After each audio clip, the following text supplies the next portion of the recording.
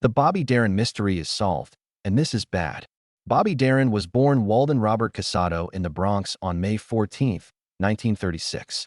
Young Darin learned piano and guitar, which set the stage for his future career. Darin's musical versatility was remarkable. He started with rock and roll and pop, then added jazz, folk, country, and big band swing. He was unusual in the music industry because his versatility allowed him to connect with a wide range of listeners. His breakthrough was 1958's Splish Splash, a catchy rock and roll song that stormed the charts and made him a new face in American mainstream music. After this early success, Darin's career flourished with hits like Dream Lover, Mac the Knife, and Beyond the Sea. Mac the Knife, in particular, showed Darin's ability to blend theatrical drama and charisma, earning him the 1960 Grammy for Record of the Year.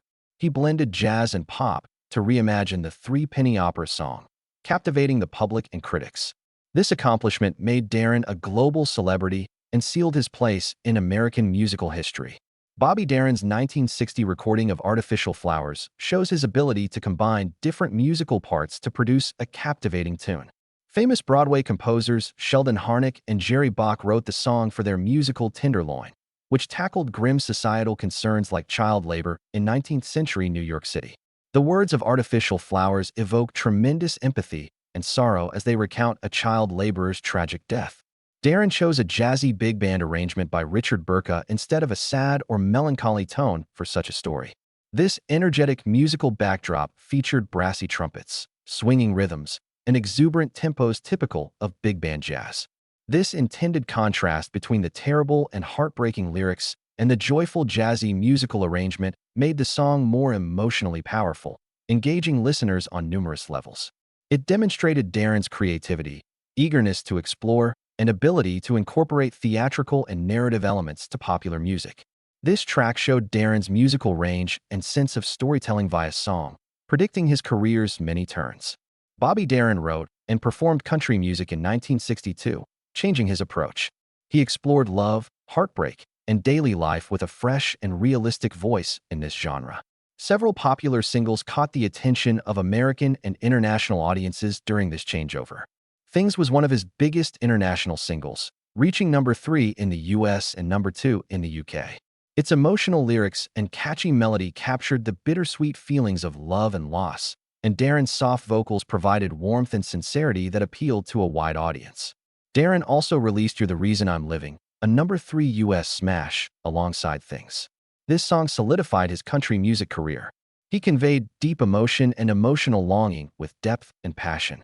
The US number 10 hit 18 Yellow Roses was another significant song from this time. Darin blended country narrative with pop sensibilities in this touching ballad full of young innocence and charm. Since leaving Atlantic Records in 1962, Darin worked with Capitol Records, a prominent company, during this productive period. Capitol encouraged him to experiment with new genres, so he focused on country and pop crossover songs. Darin returned to Atlantic Records in 1965 after a few years, marking a new career chapter. In 1964, he left Capitol Records, ending this innovative time. Darin switched labels to find the proper outlet for his unique talents and artistic independence. Covering Tim Hardin's If I Were a Carpenter in 1966 was Darin's latter chart success, which was his last UK success, peaking at 9 and 8 in the US. Darin showed his musical versatility again with this song. It began as a charming folk ballad by Timothy Hardin. Darin's version cleaned it up and made it pop-oriented, reaching a wider audience but retaining the original's emotional depth. This tune marked Darin's professional progression and ability to rework modern music in his own style. Darin's work on film soundtracks supplemented his chart work. He sang the Walt Disney picture That Darn Cat's opening and closing songs in 1965. This huge film endeavor showed Darin's expanding impact in entertainment outside recording studios and concert arenas. His charming performances in this family-friendly comic film appealed to all ages. The impact of Darin's songs went beyond his recordings. Dean Martin covered Things for Nancy Sinatra's 1967 television show Movin' with Nancy. This cover by another legendary performer showed Darin's music's longevity and cross-generational appeal. It also showed how other performers could adapt his songs, cementing his place in 1960s culture. Bobby Darin also starred in Come September, 1961, with Rock Hudson and Gina Lollobrigida, and Pressure Point, 1962, which got him a Golden Globe nomination. His acting skills and charisma suited his songs, showing another side of his art. Darin's acting career showed his ambition to experiment and challenge himself creatively. Darin worked tirelessly and wanted to improve as an artist throughout his career. Despite health issues, he was diagnosed with a major cardiac disease as a toddler and had open-heart surgery in the late 1970s. He continued to perform and compose music that moved his listeners. His public image was enriched by his health challenges, making his accomplishments all the more impressive. On December 1st, 1960, Bobby Darin married Sandra Dee, a famous actress. Come September, released in 1961, was filmed in Rome, Italy, where they met. Both were young rising stars in Hollywood, and the picture set the stage for their relationship. They met by more than fate. Mary Duval, Sandra Dee's mother, who convinced the actress to try Bobby Darin. Mary convinced Sandra to date Darin, possibly because she wanted to let her daughter try new things. Dee's early impressions of Darin were mixed despite her mother's encouragement. Sandra Dee publicly discussed their connection and Darin's characteristics in later interviews. He loved her, but was calculating, she said. Dee claims that Darin did not intend to marry the new Little Mary Pickford of Hollywood in Rome. However, his personality was memorable. Dee described Darin as unpleasant, aggressive, and always seeking attention. She first disliked him, even calling him a scheming SOB. These honest words show a complicated attraction-irritation relationship. Despite their differences, the couple had their son, Dodd Mitchell Darin, on December 16, 1961.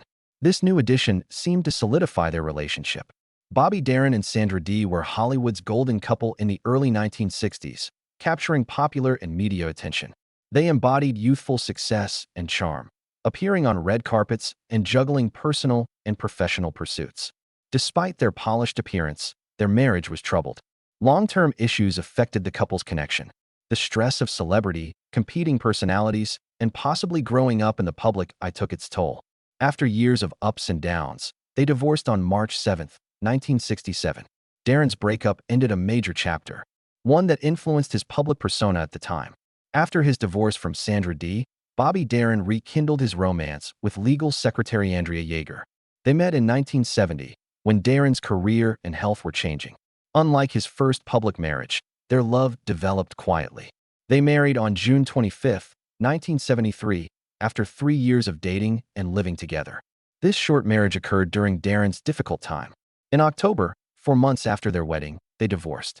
Stress from Darin's declining health led to this fast split. As Darin struggled with cardiac issues, their relationship suffered.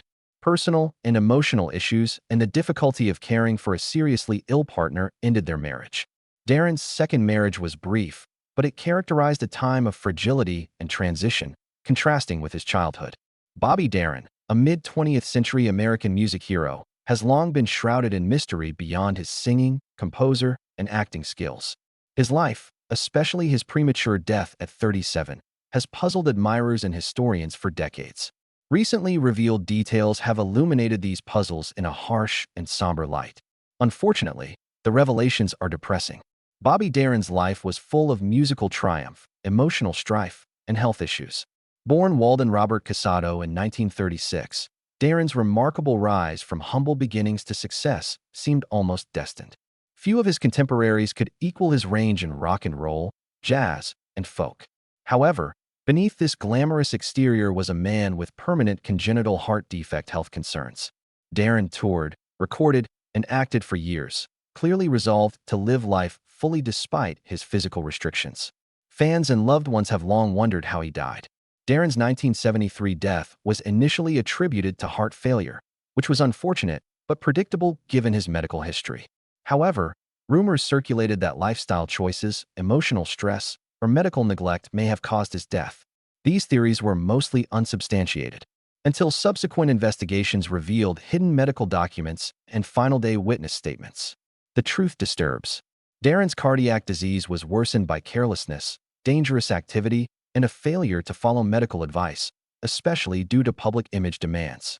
Even more concerning are the facts about Darin's health and career management by others. Behind the scenes, his caregivers and careerists prioritized business and public image over his health. Even though Darin was weak, the 1960s and 1970s entertainment industry demanded that he perform. Doctors were reportedly persuaded to clear him for shows and recordings despite his pain. Fame, a complicated personal life, and chronic sickness caused Darin to suffer from despair and solitude, eroding his resilience. The cost to Darin, a very private guy who masked his anguish behind a charming smile and performances, is perhaps the most poignant aspect of this story. His family and close associates were kept away from his worsening health, and his public image was carefully controlled to maintain the notion of an inexhaustible star. The contrast between the world-famous man and the poor man added tragedy to his story. He died, but the real mystery was how a talented, promising young guy was permitted to suffer so much anguish and neglect. After solving the Bobby Darin mystery, we discuss the true cost of fame and the obligations of its stars. It is a sobering reminder that glitter and prosperity often hide fragility that is easily overlooked. Bobby Darin's narrative warns against pushing people too far and emphasizes the significance of true care and compassion from medical professionals and celebrities. The reality may not be good, but it finally reveals Bobby Darin's human tale, not just the legend.